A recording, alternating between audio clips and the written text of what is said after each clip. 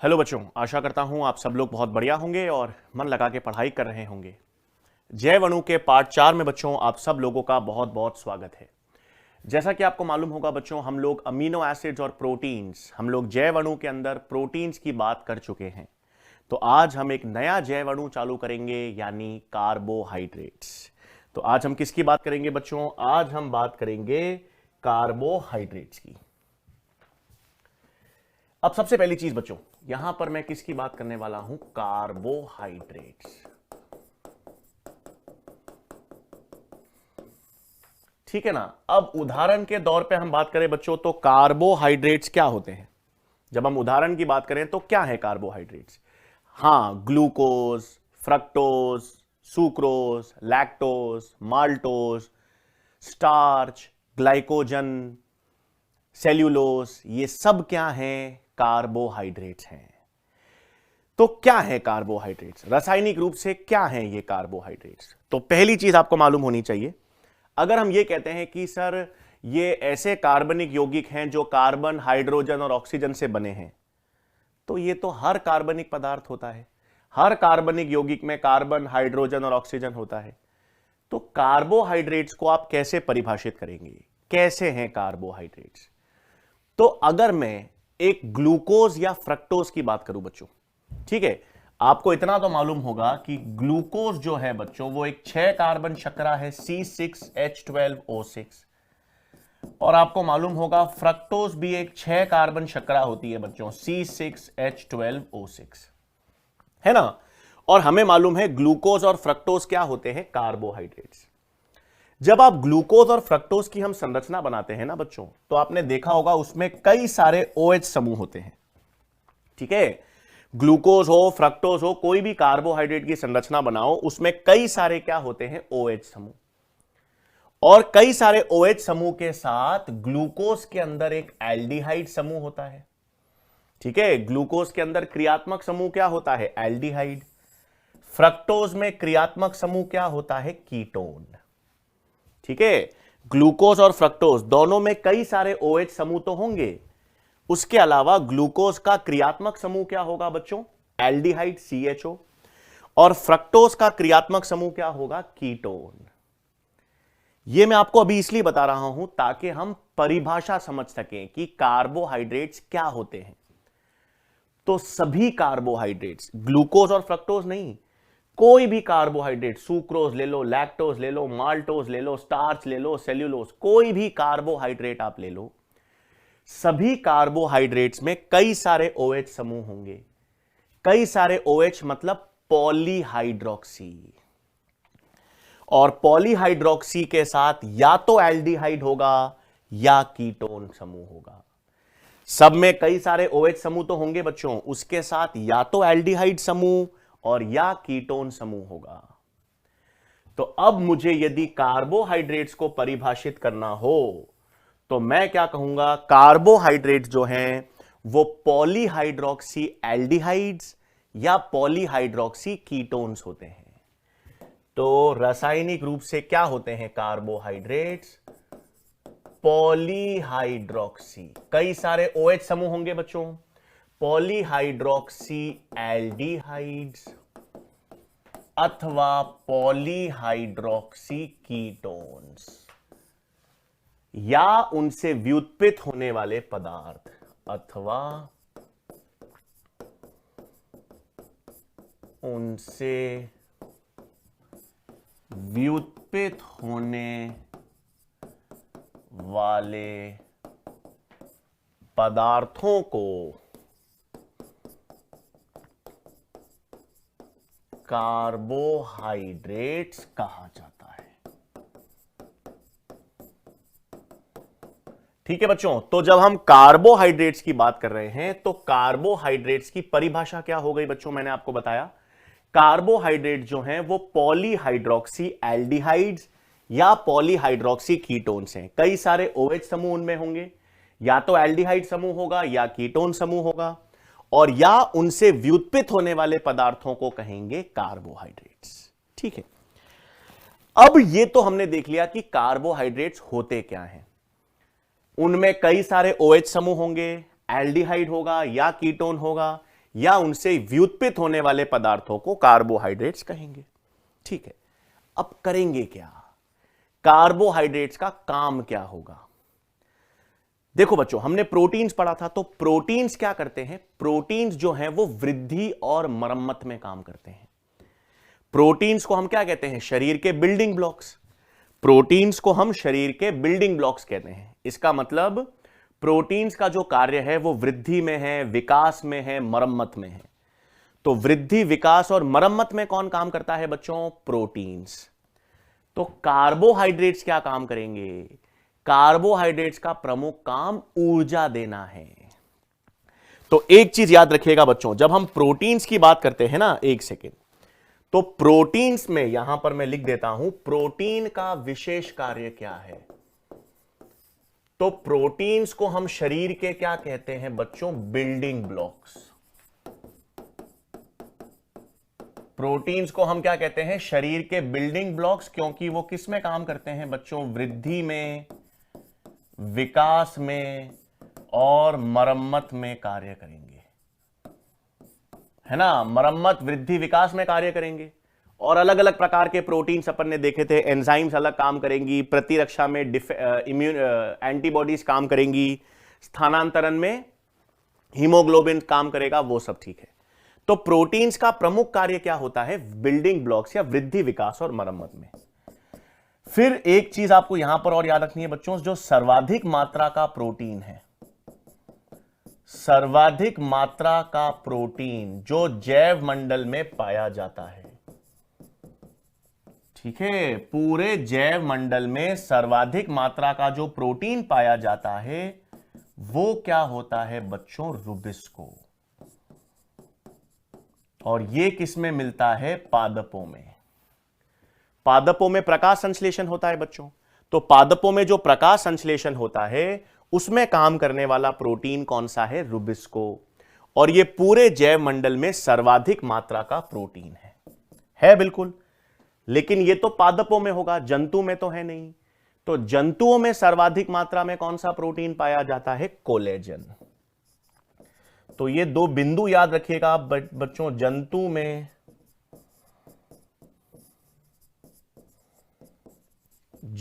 में सर्वाधिक मात्रा का प्रोटीन क्या होता है, कोलेजन। लेकिन पूरे जैव मंडल में सर्वाधिक मात्रा में कौन सा होगा, रुबिस्को। लेकिन रुबिस्को पादप प्रोटीन है, तो जंतुओं में सर्वाधिक मात्रा का प्रोटीन कौन सा होगा, कोलेजन। और वैसे तो प्रोटीन्स अलग अलग कार्य करते हैं, एंजाइम्स अलग हैं, स्थानांतरण अलग है, संरचना में अलग है, प्रतिरक्षा में अलग है, अलग अलग प्रोटीन्स तो कार्य कर रहे हैं। लेकिन सम्मिलित होकर वृद्धि और विकास और मरम्मत में प्रोटीन्स का काम होता है। लेकिन अब हम आज किसकी बात कर रहे हैं, कार्बोहाइड्रेट्स की। तो कार्बोहाइड्रेट्स का जो विशिष्ट कार्य है, कार्बोहाइड्रेट्स, आप ग्लूकोज, फ्रक्टोज, स्टार, ये सब क्यों खाते हैं, क्योंकि कार्बोहाइड्रेट्स प्रमुख रूप से ऊर्जा देने में काम करते हैं। तो कार्बोहाइड्रेट्स का प्रमुख कार्य क्या है बच्चों, ऊर्जा प्रदान करना।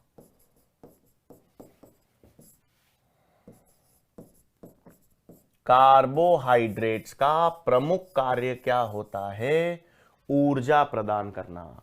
मतलब कार्बोहाइड्रेट्स का हमारे शरीर में ऑक्सीकरण होता है और उनसे ऊर्जा प्राप्त होती है। और हमारे शरीर में सबसे पहले ऊर्जा ही किससे मिलती है, कार्बोहाइड्रेट से। तो शरीर को सबसे पहले ऊर्जा कौन दे रहा है बच्चों, शरीर को सबसे पहले ऊर्जा कार्बोहाइड्रेट्स दे रहे हैं। और शरीर को सबसे पहले ऊर्जा कार्बोहाइड्रेट्स दे रहे हैं, इसलिए हम इन्हें कहते हैं ये सबसे कॉमन श्वसन क्रियाधार हैं। इन्हें हम क्या कहते हैं बच्चों, सबसे कॉमन श्वसन क्रियाधार हैं, क्योंकि ये शरीर में सबसे पहले ऊर्जा प्रदान करते हैं। शरीर में सबसे पहले ऊर्जा देने वाले यौगिक कौन से हैं, कार्बोहाइड्रेट। और यह भी आपको याद रखना है बच्चों, अगर 1 ग्राम कार्बोहाइड्रेट, 1 ग्राम कार्बोहाइड्रेट का जब ऑक्सीकरण होता है शरीर में, है ना। 1 ग्राम कार्बोहाइड्रेट का ऑक्सीकरण जब शरीर में होगा तो आपको लगभग लगभग 4.2 किलो कैलोरीज ऊर्जा प्राप्त होती है। ठीक है, तो 1 ग्राम कार्बोहाइड्रेट शरीर में, जब 1 ग्राम कार्बोहाइड्रेट का ऑक्सीकरण होगा तो 1 ग्राम कार्बोहाइड्रेट के ऑक्सीकरण से लगभग लगभग कितनी ऊर्जा प्राप्त होती है? 4.2 किलो कैलोरीज ऊर्जा प्राप्त होती है। तो अपन ने अभी तक यह देखा है बच्चों की कार्बोहाइड्रेट्स क्या हैं और क्या काम कर रहे हैं। क्या है कार्बोहाइड्रेट्स? हमने देखा ये पॉलीहाइड्रोक्सी एल्डिहाइड्स होंगे या पॉलीहाइड्रोक्सी कीटोन्स होंगे या उससे निर्मित होने वाले, उससे व्युत्पन्न होने वाले पदार्थों को कहेंगे। फिर करेंगे क्या भाई? ऊर्जा देंगे। कार्बोहाइड्रेट्स का मतलब ही ऊर्जा है, तत्कालीन ऊर्जा का स्रोत। शरीर में सबसे पहले ऊर्जा देनी हो, तुरंत ऊर्जा देनी हो, कौन देगा? कार्बोहाइड्रेट्स। किसका सोर्स है? तत्कालीन ऊर्जा का स्रोत भी है। तत्कालीन ऊर्जा स्रोत। तुरंत ऊर्जा कौन देगा भाई? कार्बोहाइड्रेट्स। तो तत्कालीन ऊर्जा का स्रोत कौन हो गए? कार्बोहाइड्रेट्स। और 1 ग्राम कार्बोहाइड्रेट के ऑक्सीकरण से लगभग कितनी ऊर्जा प्राप्त होती है? 4.2 किलो कैलोरीज। तो हमने देख लिया कार्बोहाइड्रेट्स क्या हैं बच्चों और क्या काम कर रहे हैं। अब कार्बोहाइड्रेट जब हम पढ़ेंगे ना बच्चों, तो 3 विशेष प्रकार के कार्बोहाइड्रेट्स होते हैं।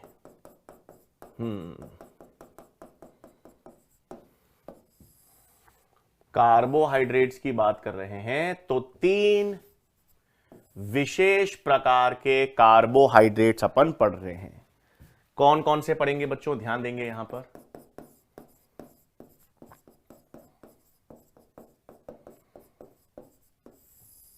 मोनोसैकेराइड्स,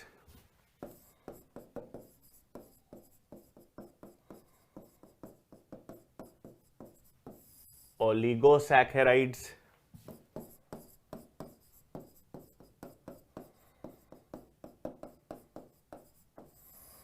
और पॉलीसैकेराइड्स। तो जब हम कार्बोहाइड्रेट्स की बात कर रहे हैं बच्चों, तो हमने कार्बोहाइड्रेट्स को 3 प्रकार में वर्गीकृत किया है। कितने प्रकार के कार्बोहाइड्रेट्स होते हैं बच्चों? 3 प्रकार के। मोनोसैकेराइड्स, ओलिगोसैकेराइड्स और पॉलीसैकेराइड्स। बहुत आसान है। आसान क्या है? सबसे सरल प्रकार के कार्बोहाइड्रेट्स, सबसे सरलतम, सरल प्रकार के सिंपलेस्ट कार्बोहाइड्रेट्स होते हैं मोनोसैकेराइड्स। उससे थोड़े जटिल क्या होंगे? ओलिगोसैकेराइड्स। और सबसे जटिल कार्बोहाइड्रेट्स कौन से होंगे? पॉलीसैकेराइड्स। तो मैंने आपसे कहा सबसे सरल, सबसे सरल यानी सिंपलेस्ट कार्बोहाइड्रेट्स। सबसे सरल या सिंपलेस्ट कार्बोहाइड्रेट्स क्या होंगे बच्चों? मोनोसैकेराइड्स। ओलिगोसैकेराइड्स वो होते हैं बच्चों जो 2 से 10 मोनोसैकेराइड से बने होते हैं। ठीक है, 2 से लेकर 10 मोनोसैकेराइड से निर्मित होते हैं। ठीक है, 2 से 3 से 4 से 2 से लेके 10 मोनोसैकेराइड से निर्मित क्या होते हैं? ओलिगोसैकेराइड्स। और 10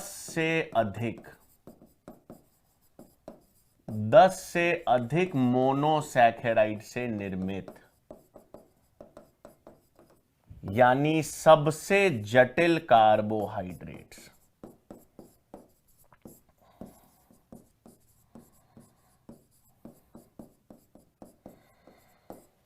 10 से अधिक मोनोसैकेराइड्स या सबसे जटिल कार्बोहाइड्रेट्स क्या होंगे भाई? पॉलीसैकेराइड्स।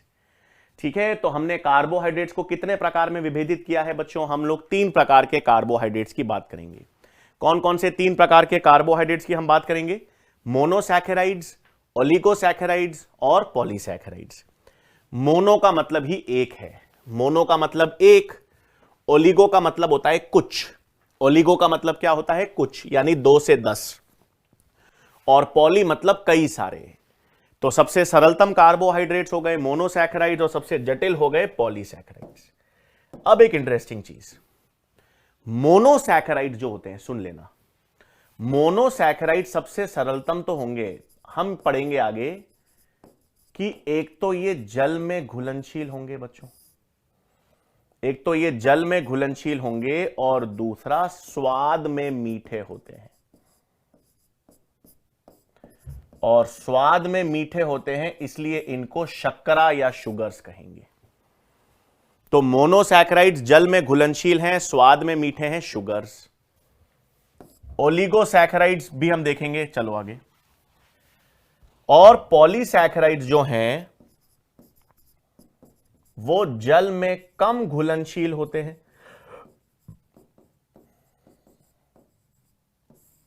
जल में कम घुलनशील होंगे और स्वादहीन होते हैं, मीठे नहीं होते, स्वादहीन यानी नॉन शुगर्स।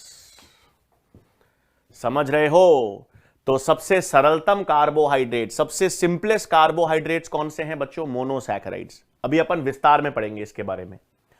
मोनोसैकेराइड्स सबसे सरलतम है, आसानी से जल में घुल जाएंगे।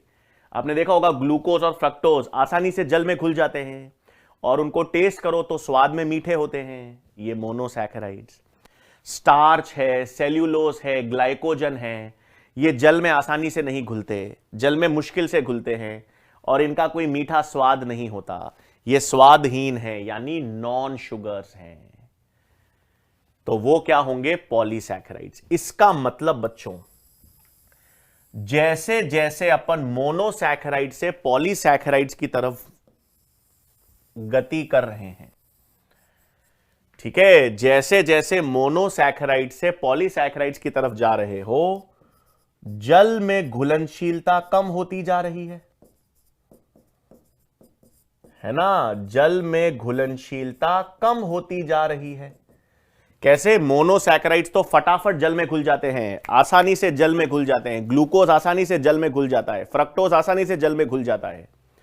लेकिन पॉलीसैकेराइड्स जो हैं, स्टार्च है, ग्लाइकोजन है, सेल्यूलोज है, ये आसानी से जल में नहीं घुलते, तो जल में घुलनशीलता कम होती जा रही है और स्वाद यानी मीठापन,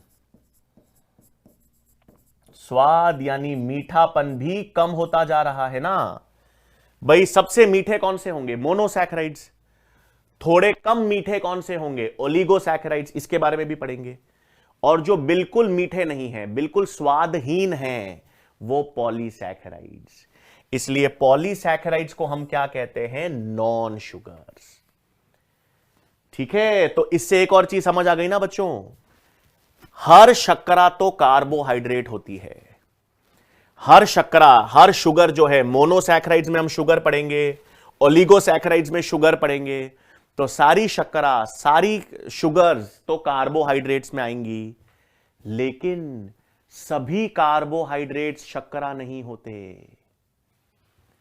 मोनोसैकेराइड्स और ओलिगोसैकेराइड्स ये तो शर्करा हैं, ये स्वाद में मीठे हैं, तो सारी शर्करा, सारे कार्बोहाइड्रेट्स, सारे शुगर्स जो हैं, सारी शर्करा कार्बोहाइड्रेट्स हैं। परंतु पॉलीसैकेराइड्स कार्बोहाइड्रेट्स हैं लेकिन शर्करा नहीं है। तो ये नोट जरूर ध्यान रखेंगे बच्चों, इंपॉर्टेंट है।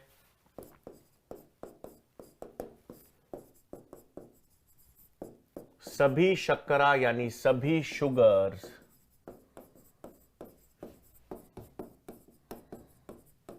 कार्बोहाइड्रेट्स होती हैं, परंतु सभी कार्बोहाइड्रेट्स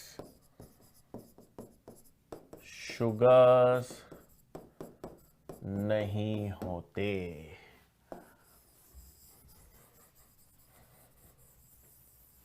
सही बात। तो सभी शुगर्स तो क्या है बच्चों? कार्बोहाइड्रेट्स है ना। ये glucose, fructose, sucrose, lactose, maltose, galactose, बहुत सारी शुगर्स पढ़ेंगे अपन। सारी शुगर्स क्या होती हैं? कार्बोहाइड्रेट्स होती हैं। लेकिन सभी कार्बोहाइड्रेट्स जैसे स्टार्च, ग्लाइकोजन, सेल्यूलोज, ये सब पॉलीसैकेराइड्स हैं, ये स्वाद में मीठे नहीं हैं, ये शुगर्स नहीं हैं, केवल कार्बोहाइड्रेट्स हैं। इसलिए हम कहते हैं सभी कार्बोहाइड्रेट्स शुगर्स नहीं होंगी। ठीक है बच्चों, तो चलो अब एक एक करके बात करेंगे। हम सबसे पहले किसकी बात करेंगे? हम सबसे पहले मोनोसैकेराइड्स की बात करेंगे। तो आज हम सबसे पहले किसकी बात करेंगे बच्चों?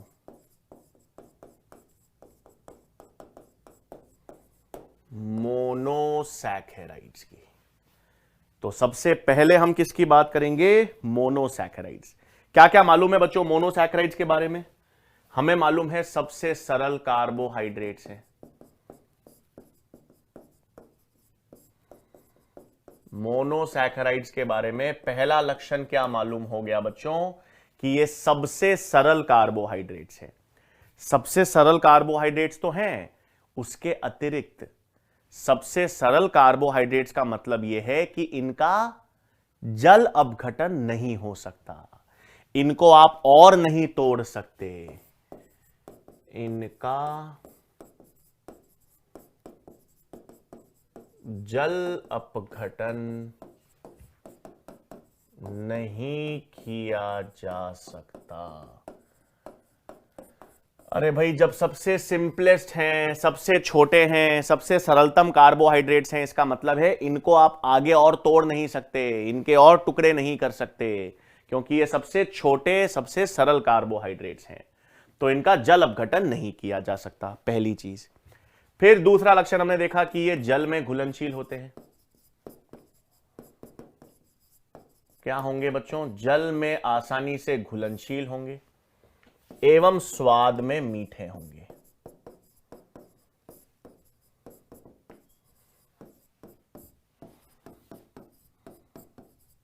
और स्वाद में मीठे होंगे बच्चों, तो इनको हम क्या कहेंगे? शुगर्स या शर्करा। ठीक है, तो मोनोसैकेराइड स्वाद में घुलनशील होते हैं और जल में घुलनशील होंगे और स्वाद में मीठे होंगे, इसलिए इनको क्या कहेंगे? शुगर्स या शर्करा। फिर मोनोसैकेराइड्स में सुनना, मोनोसैकेराइड्स में 3 कार्बन से लेकर 7 कार्बन तक की शर्करा मिलती है। मोनोसैकेराइड्स के उदाहरण क्या हैं? कौन कौन सी शर्करा मिलेगी मोनोसैकेराइड्स में? तो मोनोसैकेराइड्स में 3 कार्बन से लेकर 7 कार्बन तक की शर्करा होती है। तो नेक्स्ट लक्षण आपको ध्यान रखना है कि मोनोसैकेराइड्स में 3 कार्बन से 7 कार्बन तक की शर्करा पाई जाती है।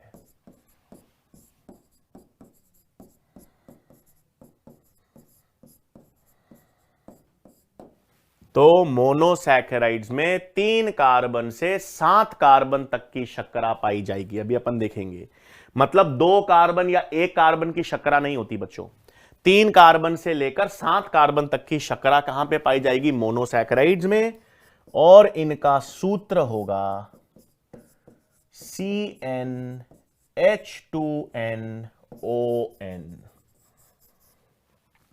तो मोनोसैकेराइड जो हैं उसमें 3 कार्बन से 7 कार्बन तक की शर्करा पाई जाएगी, और 3 कार्बन से 7 कार्बन तक की शर्करा तो है मोनोसैकेराइड्स में, और इनका सूत्र क्या होगा? CnH2nOn होगा। ठीक है, तो अब हम किसकी बात करेंगे भाई? ये 3 कार्बन से 7 कार्बन तक की शर्करा की बात करेंगे। ठीक है, किसकी बात करेंगे? 3 कार्बन से 7 कार्बन तक की शर्करा। तो यहां पर ले लिया बच्चों मैंने मोनोसैकेराइड्स, 3 कार्बन की शर्करा क्या कहलाएगी? ट्रायोसिस। इनका सूत्र क्या होगा बच्चों? C3H6O3, है ना? सूत्र क्या है? CnH2nOn। तो ट्रायोसिस हो गए ये। ट्रायोसिस के उदाहरण क्या होते हैं बच्चों? 2 उदाहरण याद रखने हैं आपको, एक ग्लिसरैल्डिहाइड और एक डाइहाइड्रोक्सी एसीटोन। ये 3 कार्बन की शर्करा है। फिर नेक्स्ट आता है बच्चों 4 कार्बन की शर्करा, उन्हें कहेंगे टेटरोसिस। सूत्र C4H8O4, C4H8O4 टेट्रोसिस। इसमें क्या आ गई? इरेथ्रोज और इरेथ्रुलोज, इरेथ्रोज और इरेथ्रुलोज, 4 कार्बन। फिर 5 कार्बन की शर्करा यानी पेंटोसिस, C5H10O5, C5H10O5 क्या हो गई? पेंटोसिस। 5 कार्बन की शर्करा, ये याद रखनी है भाई, 5 कार्बन की शर्करा बहुत इंपॉर्टेंट है। Ribose, deoxyribose, xylulose, arabinose. क्या है भाई? ये 5 कार्बन की शर्करा हैं। फिर 6 कार्बन की शर्करा, 6 कार्बन की शर्करा, ये सबसे ज्यादा इंपॉर्टेंट, हेक्सोसेस। क्या सूत्र? C6H12O6, 6 कार्बन की शर्करा C6H12O6। अब 6 कार्बन की शर्करा कौन कौन सी आती है भाई? ये सारी याद रखनी है, ग्लूकोज, मैनोज, गैलेक्टोज, फ्रक्टोज। तो ग्लूकोज, मैनोज, गैलेक्टोज, फ्रक्टोज, ये कौन सी शुगर है? 6 कार्बन की। और अंत में आ गई 7 कार्बन की शर्करा, हेप्टोसिस। क्या आ गई बच्चों? 7 कार्बन की शर्करा, हेप्टोसिस, C7H14O7। और इसका एग्जाम्पल एक आता है स्यूडोहेप्ट्यूलोस।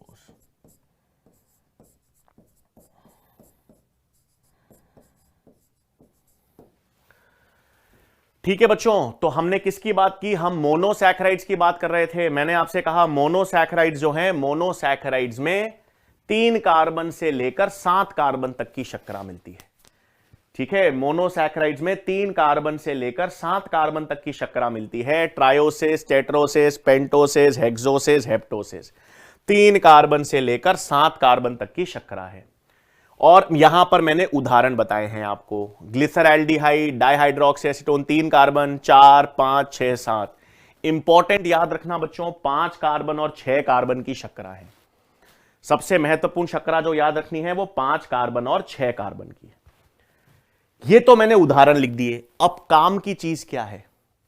काम की चीज क्या है? सुनो, जब अपन ने अभी कार्बोहाइड्रेट्स की बात की बच्चों, तो मैंने आपको बताया हर कार्बोहाइड्रेट में कई सारे OH समूह होंगे। हर कार्बोहाइड्रेट में कई सारे OH समूह, पॉलीहाइड्रोक्सी समूह हैं। उसके साथ या तो एल्डिहाइड होती है या कीटोन समूह।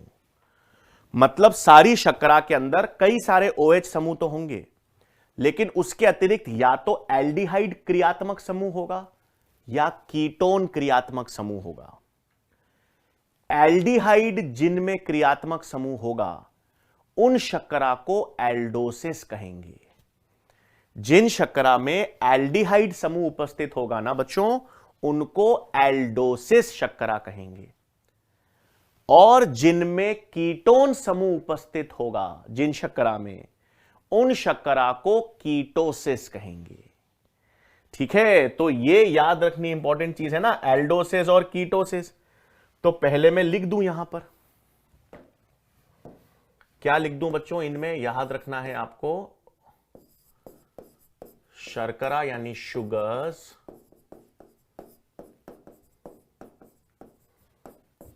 जिनमें एल्डिहाइड समूह होता है, जिनमें एल्डिहाइड समूह उपस्थित, उन्हें कहते हैं एल्डोसिस। और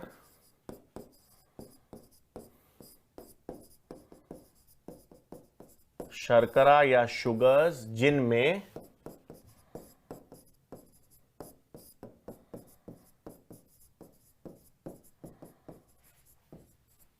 कीटोन समूह उपस्थित, वो होती है कीटोसिस। ठीक है भाई, तो जिन शर्करा में एल्डिहाइड समूह उपस्थित होता है उन्हें क्या कहेंगे बच्चों? एल्डोसिस। और जिन शर्करा में कीटोन समूह उपस्थित होता है उन्हें क्या कहेंगे? कीटोसिस। अब याद कौन कौन से याद रखने, इधर देख लो। मैंने क्या कर रहा हूं बच्चों, जिनको मैं लाल गोला बनाऊंगा, लाल गोले वाली क्या होंगी? एल्डोसिस। और हरे गोले वाली को मैं कर रहा हूं कीटोसिस। तो आसान हो जाएगा आपके लिए। ठीक है, लाल गोले वाली कौन सी होंगी बच्चों? एल्डोसिस, मतलब उनमें एल्डिहाइड समूह होगा। और हरे गोले वाली कौन सी होंगी? कीटोसिस। ठीक है, तो एल्डोसिस कौन कौन सी हैं बच्चों? ये देखो, ग्लिसर एल्डिहाइड, ग्लिसर एल्डिहाइड ये एल्डोसिस है। Erythrose, ribose, deoxyribose, arabinose, glucose, mannose, galactose, ये सारी क्या बना दी बच्चों मैंने? एल्डोसिस। इन सब में एल्डिहाइड समूह है, glyceraldehyde, erythrose, ribose, deoxyribose, arabinose, glucose, mannose, galactose, ये सब एल्डोसिस। और जो बच गई बच्चों, dihydroxy acetone, erythrulose, xylulose, fructose और स्यूडोहेप्ट्यूलोज, ये सब क्या हो गई? कीटोसिस। ठीक है, तो यहां पर मैंने आपको एल्डोसिस शुगर के उदाहरण बता दिए और कीटोसिस शुगर के उदाहरण बता दिए।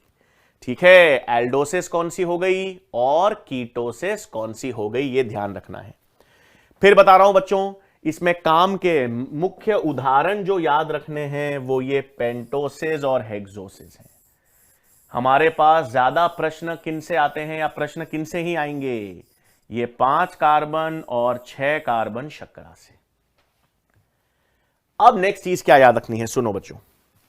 नेक्स्ट चीज आपको याद रखनी है कि शरीर के अंदर यानी सजीव तंत्र के अंदर, हमारे शरीर में, हमारा शरीर हो, पादप का शरीर हो, किसी का भी, कोई भी सजीव, कोई लिविंग सेल है, लिविंग सेल के अंदर जितनी भी शर्करा 4 कार्बन या उससे ज्यादा की होती है, जितनी भी शर्करा 4 कार्बन या उससे ज्यादा की होती है, मतलब 4, 5, 6 और 7 कार्बन की शर्करा, ये लिविंग तंत्र में, लिविंग सेल के अंदर वलय या रिंग फॉर्म में पाई जाती है। जितनी भी शर्करा 4 कार्बन या उससे अधिक काले कार्बन की हैं, वो सजीव कोशिका के अंदर, एक लिविंग सेल के अंदर वलय या रिंग फॉर्म में पाई जाती है। तो ये एक इंपॉर्टेंट नोट है जो याद रखना है। क्या बच्चों? 4 कार्बन एवं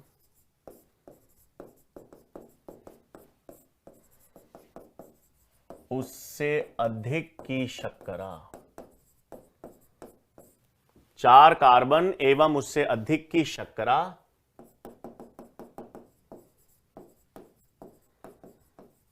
सजीव तंत्र या लिविंग सिस्टम में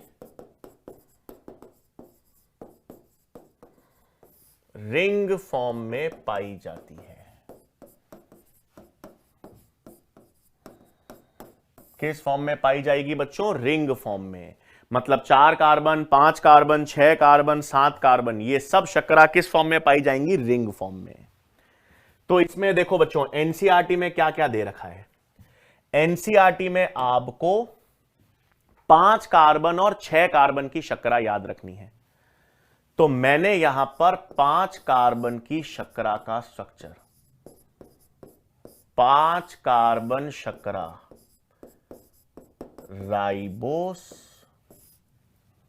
क्या होगा बच्चों? C5H10O5, इसकी वलय संरचना या रिंग स्ट्रक्चर आपको याद रखना है, मैं बना देता हूं।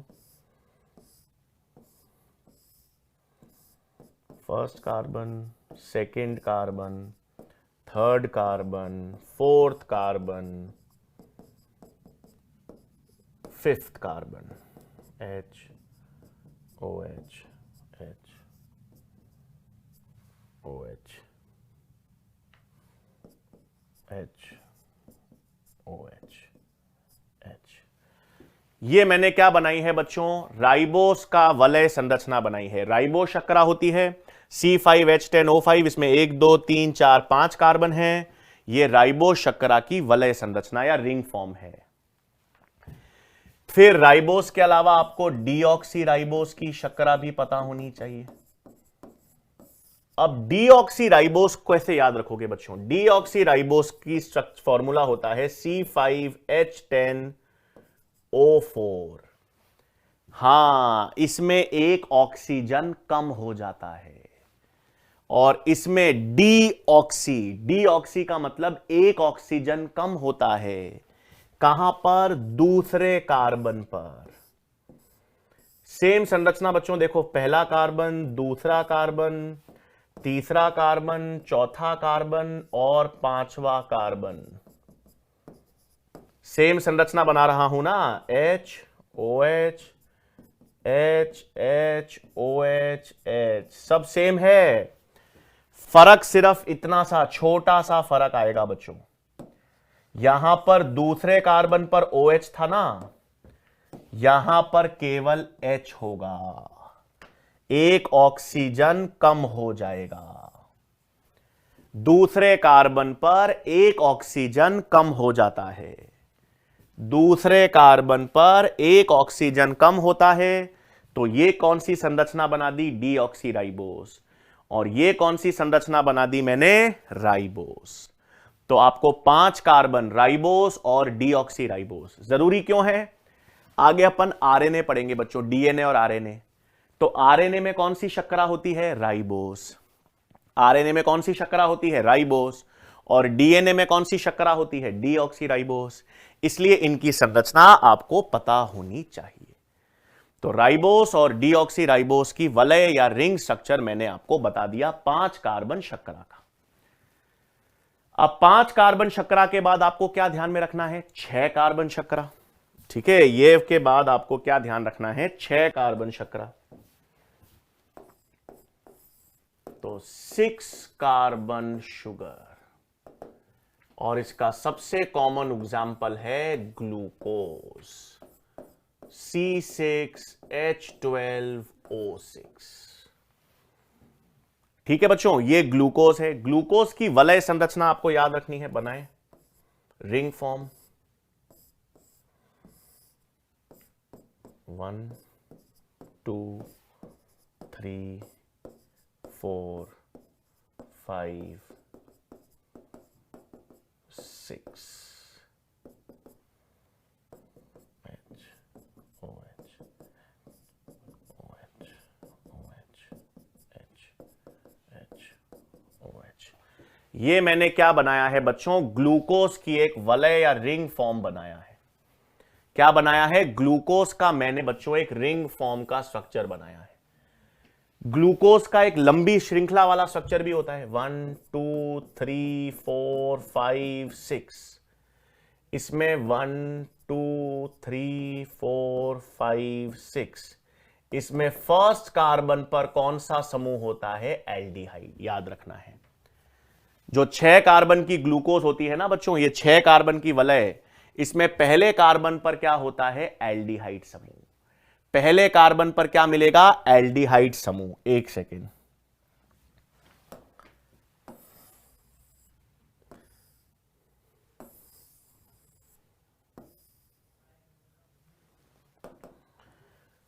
ठीक है। अच्छा, फ्रक्टोज जो होता है बच्चों, अब फ्रक्टोज की संरचना वैसे तो जरूरत नहीं है आपको याद रखने की, बट फ्रक्टोज में आपको सिर्फ एक चीज है जो याद रखनी है, बता रहा हूं। फ्रक्टोज भी 6 कार्बन का होगा बच्चों, 1 2 3 4 5 6, 1 2 3 4 5 6। उसमें आपको पता होना चाहिए फ्रक्टोज में जो कीटोन समूह है वो कौन से कार्बन पर है, दूसरे कार्बन पर। दो इंपॉर्टेंट चीजें याद रखना बच्चों, हमें पता है ग्लूकोज एक एल्डोज शुगर है। ग्लूकोज कैसी शुगर है बच्चों, एक एल्डोज शुगर है। एल्डोज का मतलब है उसमें एल्डिहाइड समूह होगा। और फ्रक्टोज एक कीटोन शुगर है, फ्रक्टोज कीटोन शुगर है, उसमें कीटोन समूह होगा। एल्डिहाइड समूह कौन से कार्बन पर होगा, पहले कार्बन पर। एल्डिहाइड कौन से कार्बन पर होगा, पहले कार्बन पर। ये रहा एल्डिहाइड समूह पहले कार्बन पर होगा और कीटोन समूह दूसरे कार्बन पर होगा। फ्रक्टोज में कीटोन समूह दूसरे कार्बन पर, ग्लूकोज में एल्डिहाइड समूह पहले कार्बन पर होता है। ये इसलिए बता रहा हूं क्योंकि ये आगे काम आने वाला है। ठीक है, मैंने आपको रिंग स्ट्रक्चर केवल ग्लूकोज का बताया है क्योंकि एनसीईआरटी में केवल ग्लूकोज का रिंग स्ट्रक्चर है। अब सुन लो क्या बता रहा हूं। मैंने आपसे बताया ग्लूकोज में जो एल्डिहाइड समूह है वो पहले कार्बन पर है और फ्रक्टोज में जो कीटोन समूह है वो दूसरे कार्बन पर है। बिल्कुल है, ठीक है। तो ये जो क्रियात्मक समूह वाला कार्बन हो गया, एल्डिहाइड क्या है बच्चों, फंक्शनल ग्रुप है, क्रियात्मक समूह है। कीटोन क्या है, क्रियात्मक समूह है, फंक्शनल ग्रुप है। तो जो क्रियात्मक समूह फंक्शनल ग्रुप वाले कार्बन हैं उसे हम एनोमेरिक कार्बन कहते हैं। ठीक है, क्या कहते हैं बच्चों, फंक्शनल ग्रुप वाले कार्बन को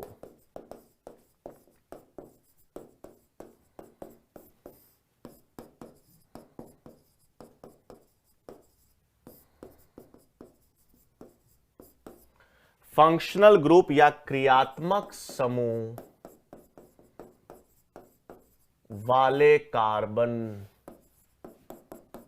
को क्या कहेंगे, एनोमेरिक कार्बन। ठीक है, ये ध्यान रखेंगे।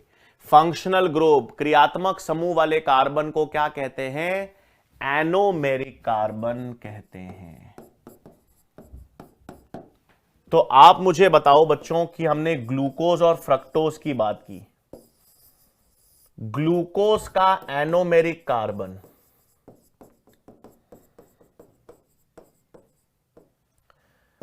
और फ्रक्टोज का एनोमेरिक कार्बन कौन सा होगा?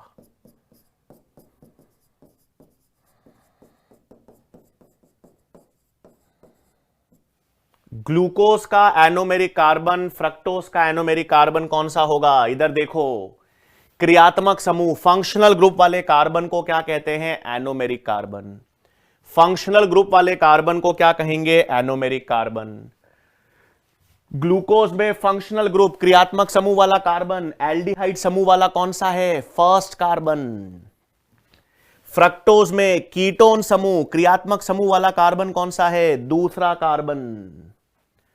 तो एनोमेरिक कार्बन ग्लूकोज में कौन सा हो गया, पहला कार्बन एल्डिहाइड समूह वाला, और फ्रक्टोज में दूसरा कार्बन कीटोन समूह वाला। ठीक है, तो फंक्शनल ग्रुप क्रियात्मक समूह वाले कार्बन को क्या कहते हैं, एनोमेरिक कार्बन कहते हैं। ग्लूकोज में पहला कार्बन जो है वो एल्डिहाइड समूह वाला है, तो पहला कार्बन क्रियात्मक समूह वाला हुआ, एनोमेरिक कार्बन। और फ्रक्टोज में दूसरा कार्बन था जिस पर कीटोन समूह है, तो दूसरा कार्बन क्या हो गया, एनोमेरिक कार्बन हो गया। तो जो फंक्शनल ग्रुप है या क्रियात्मक समूह वाला कार्बन है, उस क्रियात्मक समूह वाले कार्बन को क्या कहते हैं, एनोमेरिक कार्बन। क्लियर आ गई बात समझ में? चलो, तो अब इधर देखेंगे, मेरे पास ग्लूकोज का, अब हम बात करेंगे ग्लूकोज के एनोमर्स। अब मैं क्या बताने वाला हूं, ग्लूकोज के एनोमर्स, ध्यान से सुनेंगे। अब जब मैं ग्लूकोज की ये वलय रिंग फॉर्म बना रहा हूं बच्चों, पहला, दूसरा, तीसरा, चौथा, पांचवा, छठा। तो आपको पता होना चाहिए कौन सा कार्बन एनोमेरिक कार्बन है, पहला कार्बन। कौन सा कार्बन एनोमेरिक कार्बन होगा, पहला कार्बन। तो ग्लूकोज के एनोमर अब ध्यान देखेंगे।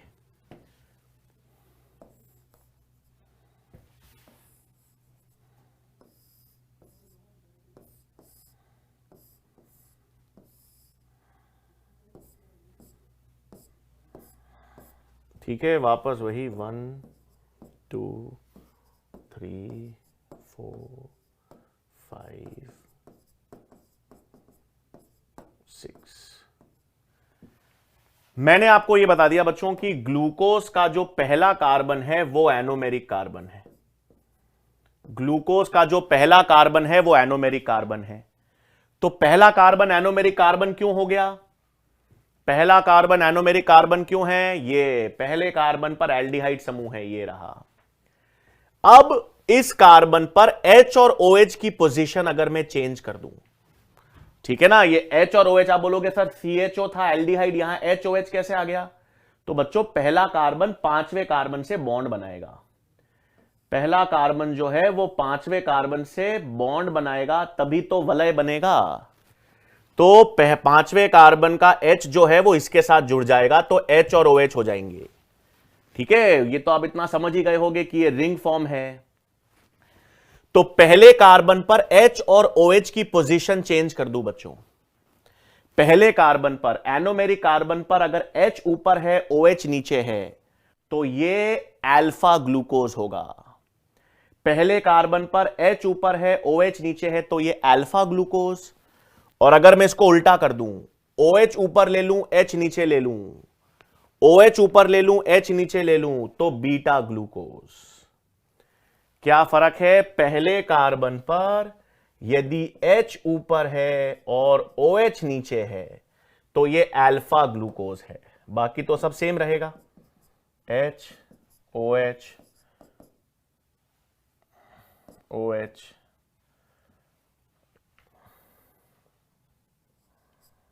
H H OH। तो पहले कार्बन पर H ऊपर और OH नीचे, तो ये मैंने क्या बना दिया? Alpha glucose. ये मैंने क्या बना दिया बच्चों? Alpha glucose. और अगर पहले कार्बन पर, एनोमेरिक कार्बन पर OH ऊपर है और H नीचे है, बाकी सब सेम, बाकी सब सेम भाई, H OH OH H H OH H, बाकी सब सेम बच्चों। तो अगर पहले कार्बन पर, एनोमेरिक कार्बन पर OH ऊपर आ गया और H नीचे आ गया ना बच्चों, तो इसे कहेंगे बीटा ग्लूकोज। तो ये अल्फा और बीटा ग्लूकोज बहुत बार आने वाले हैं आगे बच्चों। ये अल्फा और बीटा ग्लूकोज हम बहुत बार पढ़ेंगे। तो अल्फा और बीटा ग्लूकोज में फर्क समझ आ गया ना बच्चों आपको? एनोमेरिक कार्बन में फर्क है। एनोमेरिक कार्बन कौन सा हो गया? पहला कार्बन। पहला कार्बन क्रियात्मक समूह वाला कार्बन है। इस पर H और OH की पोजीशन बदल दोगे, H और OH की पोजीशन चेंज कर दोगे तो अल्फा और बीटा ग्लूकोज आएंगे। तो ग्लूकोज के एनोमर में क्या कर रहे हैं अपन? C1 पर H और OH की पोजीशन में इंटरचेंज। C1 मतलब एनोमेरिक कार्बन, तो एनोमेरिक कार्बन पर चेंज हो रहा है। एनोमेरिक कार्बन पर चेंज होने से अल्फा और बीटा दो ग्लूकोज बन रहे हैं, इसलिए इनको ग्लूकोज के एनोमर्स कहेंगे। ठीक है, तो अल्फा ग्लूकोज और बीटा ग्लूकोज समझ आ गया ना? अल्फा ग्लूकोज में H ऊपर है OH नीचे है पहले कार्बन पर, और बीटा ग्लूकोज में OH ऊपर है और H नीचे है। तो ये अल्फा और बीटा ग्लूकोज क्या हो गए? ग्लूकोज के एनोमर्स, जिसमें अपन ने एनोमेरिक कार्बन, पहले कार्बन पर H और OH की पोजीशन में क्या किया है? बदलाव किया है। तो ये हमारे पास क्या हो गए? ग्लूकोज के एनोमर्स हो गए।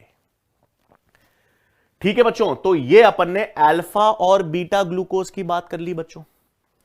अब सुनो, ये तो संरचना ठीक है। अब आपको ध्यान क्या रखना है, सुनो। सबसे पहले तो फीचर्स ध्यान रखने हैं। जैसे आपको ध्यान रखना है, 1 मिनट, आपको अब नेक्स्ट चीज याद रखनी है बच्चों, ग्लूकोज के एपीमर्स। अब नेक्स्ट बिंदु आपको क्या ध्यान में रखना है, ग्लूकोज के एपीमर्स। अब ग्लूकोज के एपीमर्स दो तरह के होंगे बच्चों। और ग्लूकोज के एपीमर्स दो तरह के कौन से हैं, एक मैनोज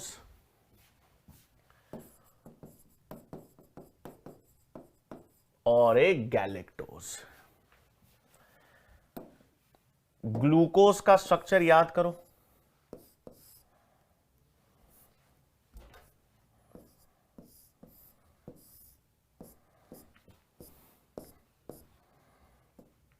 पहला कार्बन, दूसरा, तीसरा, चौथा, पांचवा, छठा।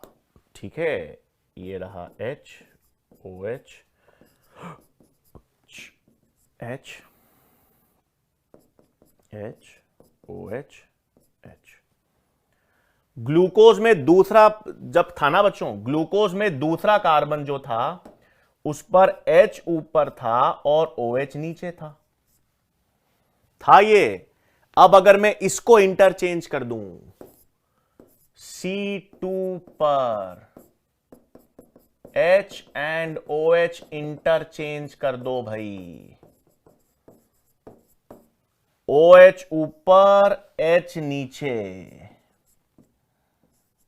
किस कार्बन पर, दूसरे कार्बन पर अगर आप H और OH की पोजीशन चेंज कर दो तो मैनोज बन जाएगा। और ये सेम, एक सेकेंड, 1 2 3 4 4 5 और 6, ये 6 कार्बन हैं। H OH H OH OH H। Fourth carbon पर H ऊपर होता है और OH नीचे। ये नॉर्मल ग्लूकोज था। अब अगर आप चौथे कार्बन पर, यदि आप चौथे कार्बन पर H और OH की पोजीशन चेंज कर दो, चौथे कार्बन पर आप H और OH की पोजीशन चेंज कर दो तो गैलेक्टोज बन जाएगा। C4 पर H एंड OH को इंटरचेंज।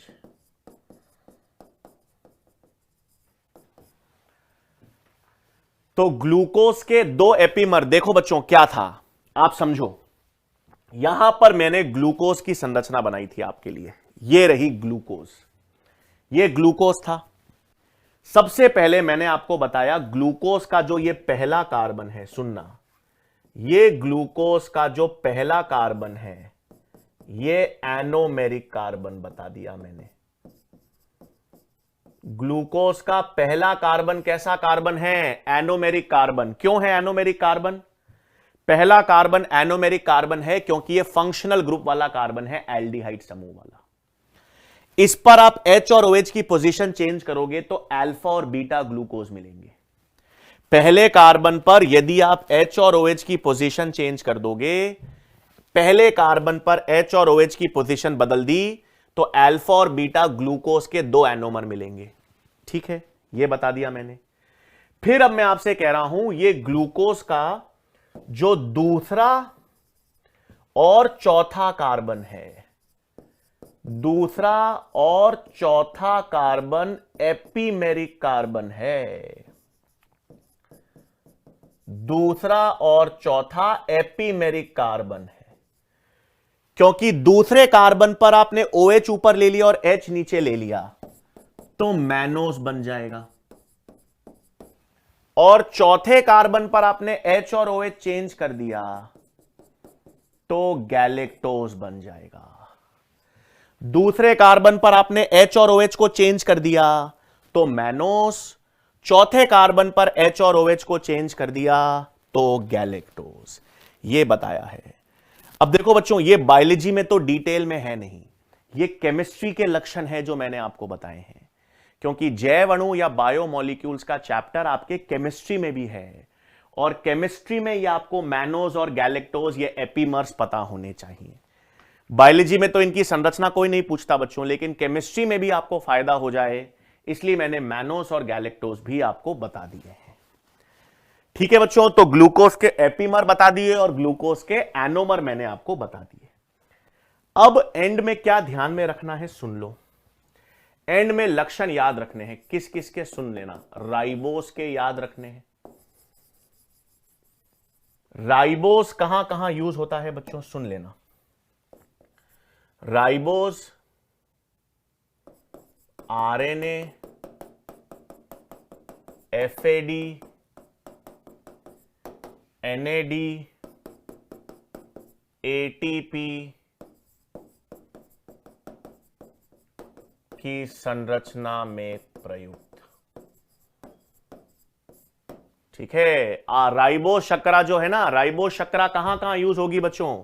राइबोस शर्करा तो आरएनए, एफएडी, एनएडी, एटीपी, इन सब की संरचना में राइबोस शर्करा मिलेगी।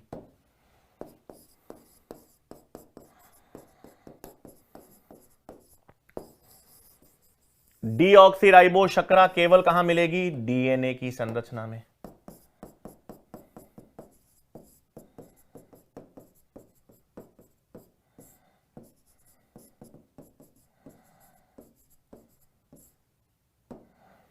तो राइबोस शर्करा कहां पर प्रयुक्त हो रही है बच्चों, राइबोस शर्करा आरएनए, एफएडी, एनएडी, एटीपी, इन सब की संरचना में राइबोस यूज हो रही है। डीऑक्सीराइबोस का यूज कहां हो रहा है, डीएनए की संरचना में। ठीक है, फिर 6 कार्बन शुगर में क्या क्या याद रखना है सुन लो। ग्लूकोज के बारे में, ग्लूकोज को हम और किस किस नाम से जानते हैं सुनना। ग्लूकोज को हम ब्लड शुगर कहते हैं बच्चों। रुधिर में, हमारे रुधिर में कौन सी शर्करा होती है, ग्लूकोज, इसलिए इसको ब्लड शुगर कहते हैं। अंगूर में मिलती है इसलिए इसको ग्रेप शुगर कहते हैं। अंगूर में मिलती है, ग्रेप शुगर कहते हैं। तीसरा हमें पता है ये एल्डोस शुगर है। और 6 कार्बन यानी हेक्सोस शुगर है। तो ग्लूकोज के बारे में ये 4 बिंदु भाई। ग्लूकोज हेक्सोसिस है, 6 कार्बन पता ही है हमको। ग्लूकोज एल्डोसिस है, ये भी पता है हमको। ग्लूकोज को हम ब्लड शुगर और ग्रेप शुगर के नाम से जानते हैं। फिर आपको गैलेक्टोज के बारे में पता होना चाहिए।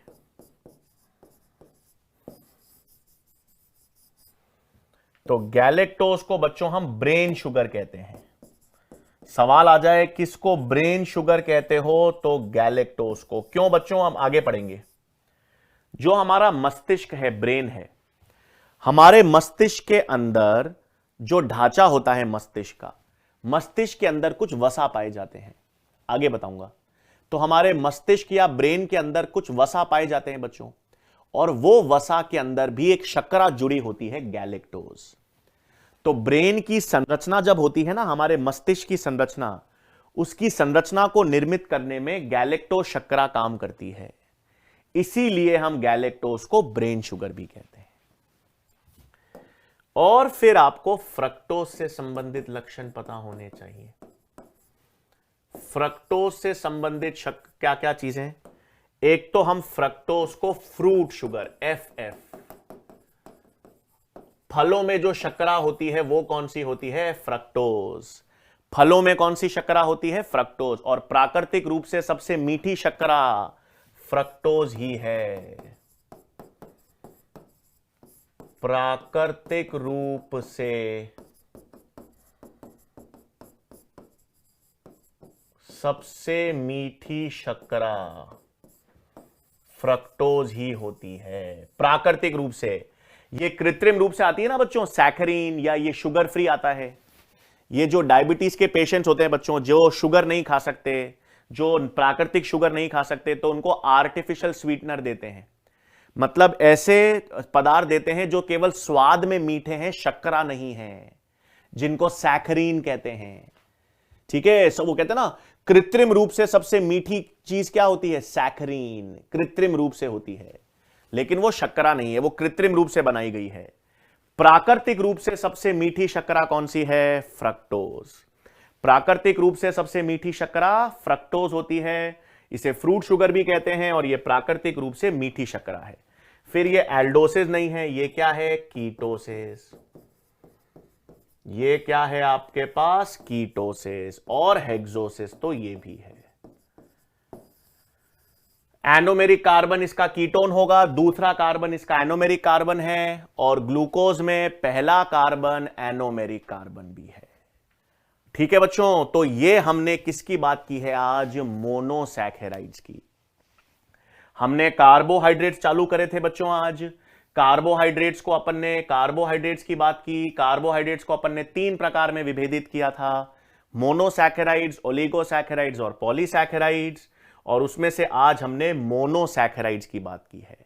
हमने मोनोसैकेराइड्स के लक्षण, उनके उदाहरण और प्रमुख रूप से ग्लूकोज के एनोमर और ग्लूकोज के एपीमर की हमने बात की।